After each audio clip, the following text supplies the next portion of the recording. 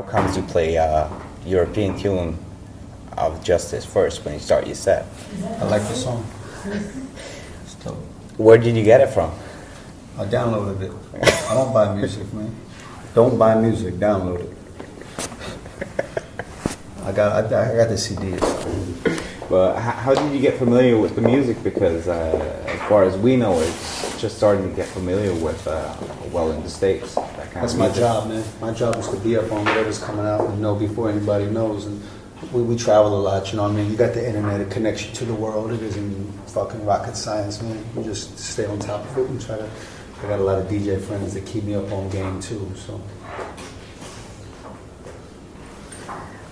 The last album which came out here was the one you dropped with Asia. What you got to say to people who didn't listen to it? I mean, you know what? If you like raw, hardcore, basement, hip hop, you know what I mean? You'll enjoy the record.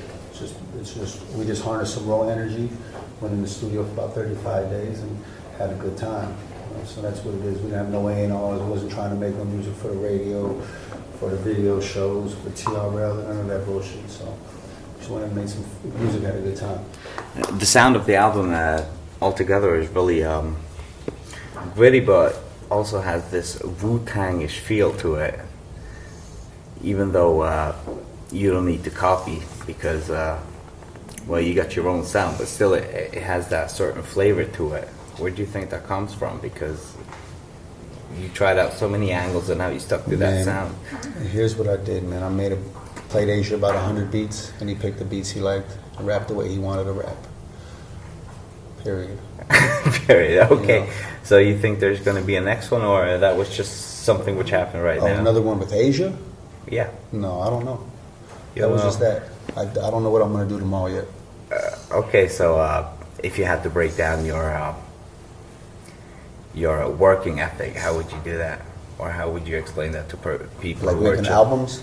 Yeah, for instance, because people, like, they said at home they listen to music, but they really don't know what's behind it. Right. Well, every record's different, man. So, you know, I make the record to fit the personality of the artist.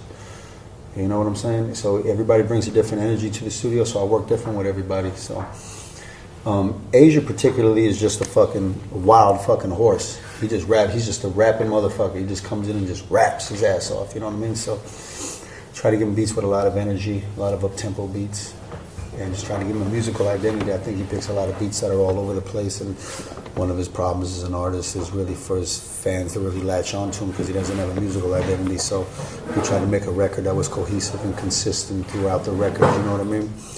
And just did a record that wasn't nothing glossy. We just got the energy of sitting back in grandma's basement, making music for the fun of making music, not worrying about what you think or what he thinks or what anybody thinks. I give a fuck. So I just did it for me.